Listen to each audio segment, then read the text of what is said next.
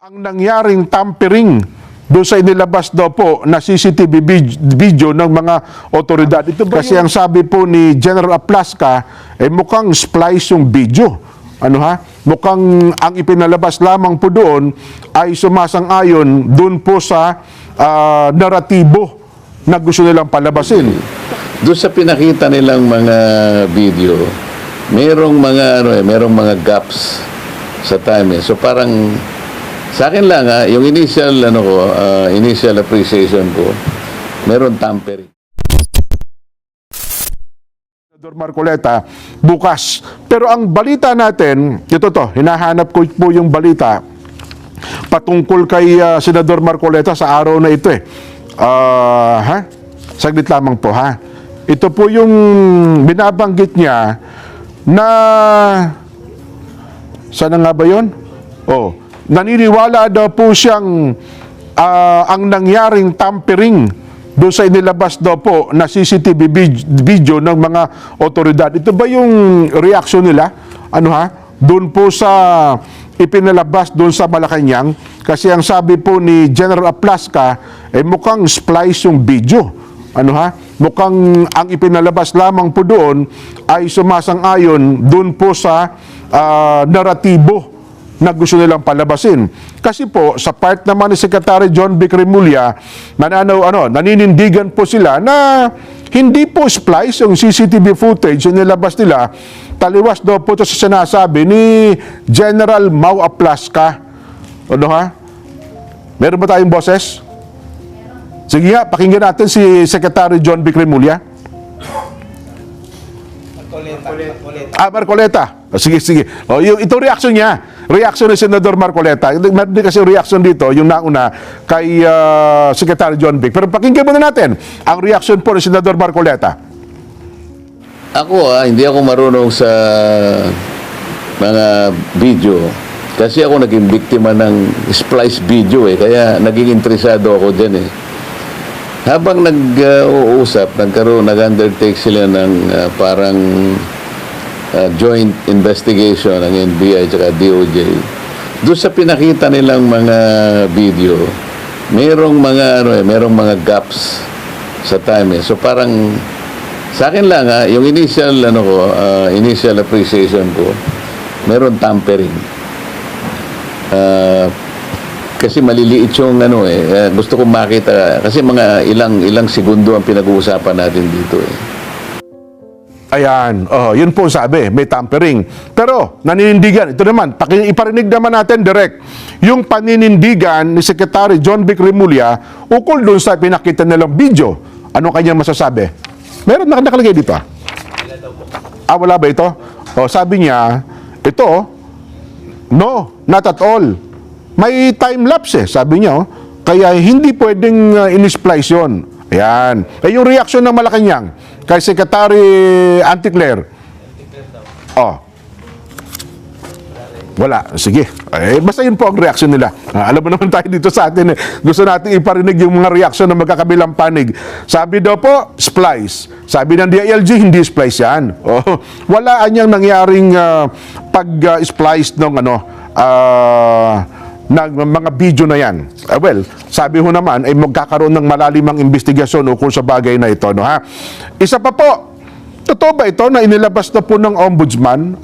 Ako iniisip ko itong kanina pa, kung may kapangyarihan bang ombudsman sa mga senador natin, kasi iniimbestigahan daw po nila kung sino-sino yung mga senador na tumulong kay Senador Ronald Bato de la Rosa para siya ay makalabas ng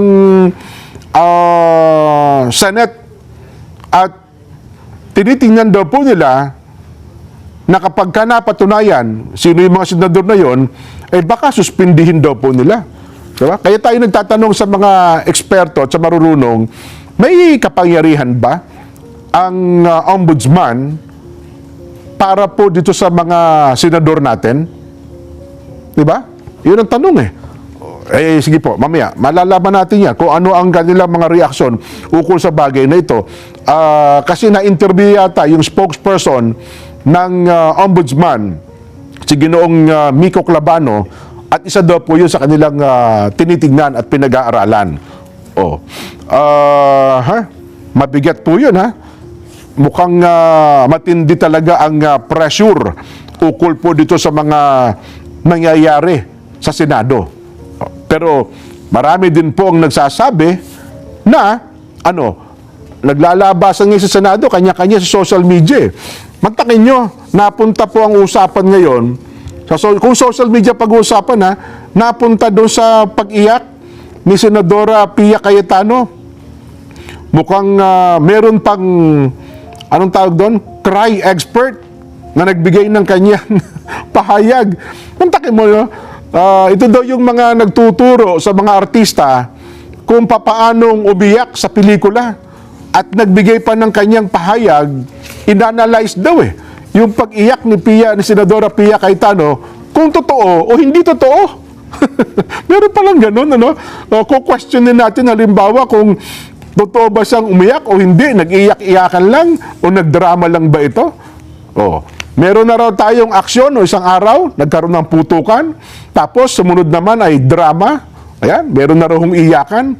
Paraan yung mga pelikula, tinatalo na raw po ang Korean novela. Kaya ang ating mga kababayan, sa halip na tumutok daw po sa Korean novela, ay nag-focus na ngayon sa Senado. Iniwan pansamantala ang panonood nila ng K-drama. Yan.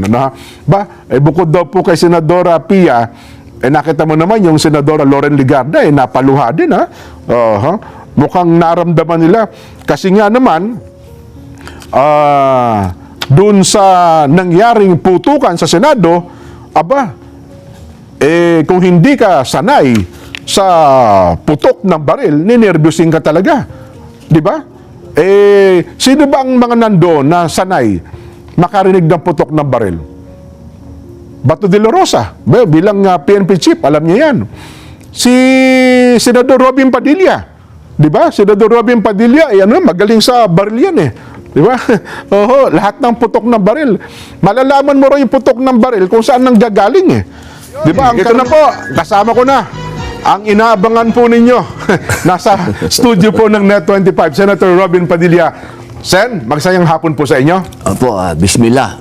Assalamualaikum po. Ayan. Sa lahat po ng nanonood, magandang hapon po sa inyo. Opo. Ngayon ko lang na-realize, Senator Robin, di pa tayo nagkakalayo. Opo, parang lamang ka nga po Parang na-insecure nga ako pagpasok ko. Mga isa, di pa lang ako. Una, kamusta muna kayo, Senator Robin? Alhamdulillah, ako po ay mabuting-mabuti at masayang-masaya po sa buhay ko. Ngayon ko lang na-realize yung halaga ng pangangamusta. Di ba na naging bahagi ng salita ni Senadora Pia Cayetano, kapag ka meron palang konting tensyon, napakahalaga nung kakamustahin ka ng kaibigan nyo, Siyempre po, lalo na kapag nasa isang bahay kayo. Yan, Opo. Yun, kaya Doon nakikita yung kapatiran. Kaya ngayon, lagi pag may nakita ko, kamusta kayo? Kamusta kayo? Yun parang, iba pala ang dating nun sa isang kaibigan. Kultura po natin yan di ba? Ayun, Kultura. Pag na matagal mong di nakita, kung kamusta ka na, pare? Lalo kapag ka merong konting tensyon, kahit hindi simpleng text, kamusta kayo dyan? Mga ganun pala, Ang importansya din, Senator Robin, po? Lalo na po kung malaking tensyon. Yan. Kapag pinag-uusapan na yung bahay ninyo. Simulan na ho natin yung binabanggit nyo. Noon hong nakaraang Lunes, gusto ho namin kayong magkwento Bago ho naganap yung putukan, nagkaroon kayo ng sesyon sa Senado. Alam niyo na rin ba darating si Senador Bato nung araw na yon? Yan po ang yan ang gustong-gusto ko talaga umpisahan. Opo. Kasi masyadong maraming kwento, nandun na kagad sa pinaka, dapat umpisahan natin sa naganap. Yan, sige Alam po. niyo po, linggo, noong nagpatawag ng pagpupulong si Senator Alan Peter Cayetano. Okay. Sa isang tahanan diyan sa Forbes Park. Opo, Okay. isang tahanan ng isang kaibigan natin. Nagdatingan po kami doon. 12 kami. 12 na kayo, okay. Opo. Nagtanong kami, ano ba itong pagpupulong nito? Ang sabi ni Senator Alan, ay meron na tayong numero.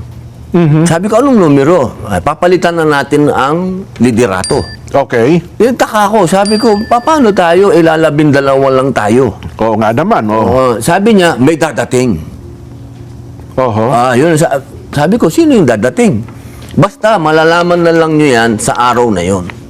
Kaya nung dumating si General Bato, si Senator Bato, wala po kaming alam. Ayun. Kasinungalingan po ang sinasabi ng marami doon na mapaggawa ng kwento. Opo. Mas maraming scriptwriter ho sa politika at maraming Oo. direktor. May kanya-kanya sa pantaha, eh. Oh. Isa lang po ang nakakaalam na dadating si Senator Bato. Si Alan lang po. Ayun. So, yun Wala ang sinasabi po niya may kaming darating. So, si Senador Bato yung tinutukoy niya may darating May dadating. kinabukasan. Opo. Dahil meron po sana kaming inaasahan daw. oo. Ako po kasi kailanman hindi ako nakialam. Okay. Diyan sa palit-palit ng liderato. Dahil hindi ako nag-i-interest sa mga komite, ng mga matitinding komite. Opo. Ang mga komite ko lang, may kinalaman sa advocacy ako, sa Muslim affairs, Yan. sa mga katutubo, sa mass media. Yan po ang aking no. Kaya po nung dumating si General Bato at nagkaroon ng panibagong liderato, wag pong sabihin na ito po'y pinlano namin. Opo. Hindi po totoo yan. Yan po ay isang bagay na doon lang namin, kahit naman po si Senator Marcoleta, hindi din po niya alam Oo na nga, si oo, Senator hindi naman. Bato ang dadating dyan. Oho. Opo. So, nung tagpo, pumunta na tayo sa takbong tumatakbo siya, no? At hangos na hangos, hinihingal, eh. Ando na, no, may dugo pa sa kamay. Ano naging reaksyon niyo, Sen? Siyempre po, proteksyonan po siya.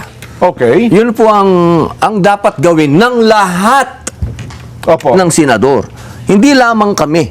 Oho. Dapat lahat ng senador, proteksyonan natin yung kapwa natin, senador. Kapwa natin yan, ihiwalay muna natin yung politika. Kahit magkakalaban sa politika, kahit tama na kayo. minorya o mayorya, ang pinag-uusapan natin dito, isang senador Oho. na hinabol.